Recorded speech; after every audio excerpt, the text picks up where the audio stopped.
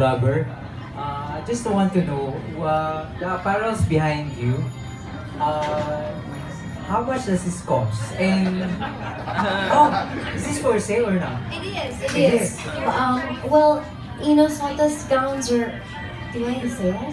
Yeah. Am I allowed? Okay, for now, if I may help answer that question, because let's not put them on the spot. To be fair, these items will be priced by tomorrow. Normally, these pre-loved items are normally about 20-30% of their perceived retail price. We have a lot. We have a lot of this one, so it's actually very good that all of you just get to see it.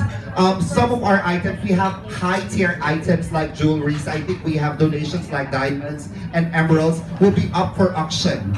But there are items such as gowns and bags that will have a Caritas Manila value, correct? Which is normally equivalent to about 20-30% of its perceived retail price. Any other questions? No. Thank you. Thank you for that question. Plus, it's tax deductible. So, diba? So, sa lahat ng mga, there's really a You get the receipt and then you can deduct it from your tax. Caritas Manila is a donor organization. We provide a certificate of tax incentive, 100%. Any other questions? Okay? I think Sure, sir. Hi, Flourish from Manila Live. Just like to ask you, how did you choose the items that you'll be giving out for Caritas? Well, I didn't want it to just be like a dress. I wanted it to be very meaningful. Like this gown was actually one of the first gowns Inosolta gave to me. So I love Inosolta and I also wanted to make him part of it. So that's why I decided to donate this one. This one is a favorite dress of mine. I wore it only once for an event. It's by Mark Baumgartner, and I also donated a Sequoia bag. It's actually a French bag that I'm endorsing in Paris, and it's a really hard to get bag. And so a lot of people are actually fighting over this cute bag on Instagram. So I wanted it to be available here, and yeah, so that's how I chose. Okay, for Father Pascual, may I just ask, in terms of the celebrities who are part of this one, usually ba,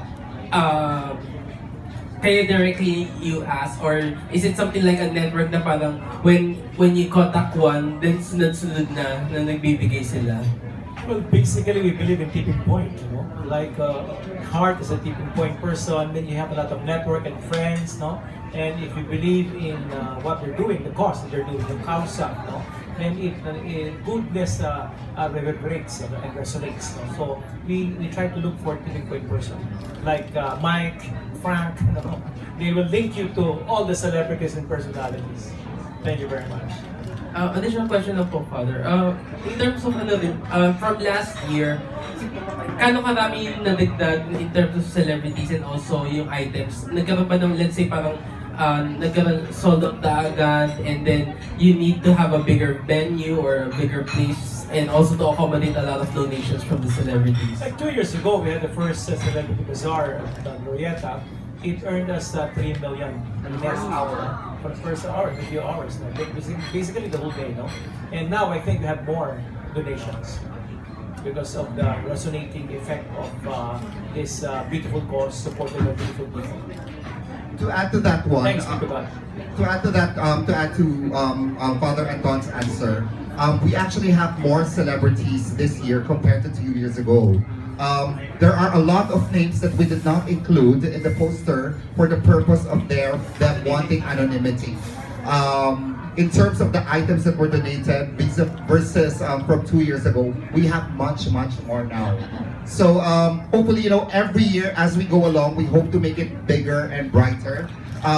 Only because our desire to be able to help also grows bigger and brighter each time. The celebrities that donated 2 years ago donated again Pretty much the same. this year. And as we all know, many of the celebrities use their items just once or twice. So many of the items that are up for sale are close to being brand new. Like Hart mentioned that the dress you only wore once. Huh? Actually, this bag I only wore for a photo. For a photo, right? So it's, That's why it's perfect to buy the pre-loved items of the celebrities. Any other questions? Sure, sir. Ma'am, you want to ask something? Hello, good afternoon, Father of the Heart, everybody. Um, we know how that you've been traveling, even out of the country and also abroad. Uh, what's your secret? I mean, for stay fit and blooming and Well, because everybody's considering you, always in the top 100 list, top 50 beautiful, most beautiful women. So I love what share I do. naman. I love what I do, and I'm a very happy person. So I try not to be so negative, and even if I'm tired, I'm very happy about what I do. So I guess that helps. If you're happy, you look better.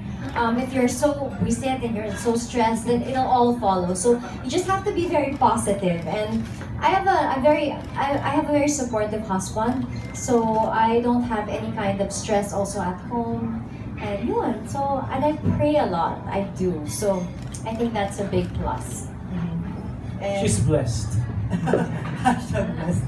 And I believe you also been, very active in social media. And I'm sure it doesn't, there's still a lot of bashers on the side, but how do you handle that? They keep on coming back. My husband would always tell me, that's your work, right? Binabayaran ka dyan. So that's part of your job. So really, at the end of the day, I feel na it's also called tanggal malas. Taga-balanse yun ang buhay mo. You can't have it all. You can't have a perfect life. And I'd rather have that problem than have any other problem. So it's really okay. It's actually okay. Yeah. Thank you very much, Mars. Can we have any other questions questions? related to Yes. Caritas Manila, please? Hello, good afternoon, Ms. Hart. I have a question. Will there be an auction for the hand-painted bags that you do? Actually, no. Kasi I have no time. I've been so busy. But sana I can. Parang pagod na pagod din ako. So, wala for now. Yeah. And usually the bags that I paint aren't actually mine. So, they have it painted by me. So, hindi sa akin yung bags. Or maybe we can have a hand paint certificate. Or if they want, whoever wants to donate and give a bag, I'll paint it, I'll do it. Sino yun? Jinky? Just kidding. All right. Can we ask? Any other Do questions? you have any from other the floor? questions? Yes. Good afternoon. Hello, Miss Art. I'm Jen from vlogpage.com. Aside from the items at the back, what are the other items that you donated and how many po? Well, that's something that I feel that parang yun na yung points ko kay Lord. So, hindi ko na sasabihin. Yeah, so, but just this, by being here, I hope that it'll inspire people to also do the same. So, I guess that'll be my purpose for being here today. Will you be present on the event day? Yes, of course I will be there. Yes. Will you be there? Yes. Good. Hey, Father Anton po. Father, what are your expectation from this event? You mentioned earlier na naka 3M po last year. This year po, ilan po yung may target po? Well, we're expecting 5 million this year. On the first God hour. willing, God willing, no? Of course, everything depends upon the grace of the Lord, how the Lord will touch, the lives of those who would like to donate, at the same time those who will buy it, for a good cause. Well, of course, our slogan is buying is the new way of giving. If you want to help the poor, then you buy these celebrity items that coming from beautiful people who would like to have a good cause and help our country, especially. If I may just add, some of like the iconic pieces that we'll be selling are some winning gloves that Manny Pacquiao, for example, used in his boxing match, and it's actually signed. We also have those iconic crowns from like Scarlett Snowbello. We have fantastic shoes that Dr. Vicky Bella would normally use in her OOTDs, etc. Iconic stuffs. Again, as I think Hart has mentioned a while ago, these are not necessarily pre-loved items. These are loved items that these celebrities are willing to give for a cause. And I'm sure some of the items are even brand new. Yes, that is true. Yes, sure. Okay. We just have this one. Just came in. Well, we have one box of items from Scarlett Snowbello. For example, this is a gown that Scarlett Snowbello used by Rahul Laurel. And then this is her iconic crown that she uses across all her social media postings and inverted. I am sorry. So expect iconic items from these celebrities. I think these people did not just donate items that of no merit to them. These celebrities and influencers have donated items that's truly special, coming from them, because at the end of the day, this is all for good charity and for good cause. Yes, another question? For Father Anton, I just like to ask, would you also consider setting up the Celebrity Bazaar for, let's say, another venue than, let's say, Cebu? Kasi since people here, yes, it would be a success. Considering other places like Cebu or probably in the north, to also give chance nga for more people to view the items or buy the items. Basically, just to give you a ballpark figure, the cost of educating the 5,000 scholars around 125 million a year. 125 million. We have to raise that fund. Okay, that's why future Celebrity Bazaar, what we need are beautiful people like Heart and beautiful organizers. Then we will have another one, definitely. God willing. Thank you. Anywhere in the Philippines, especially Cebu, Davao, and Baguio.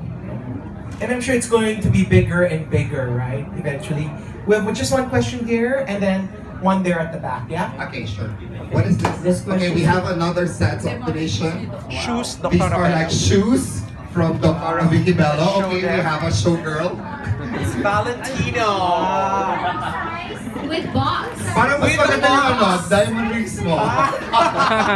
It's Valentino and it's still in the box. Wow. Doc size is 38 and a half. 38, yeah. Okay, we have a showgirl who has a very nice tango. Valentino, wow. See, it's almost brand new. Wow.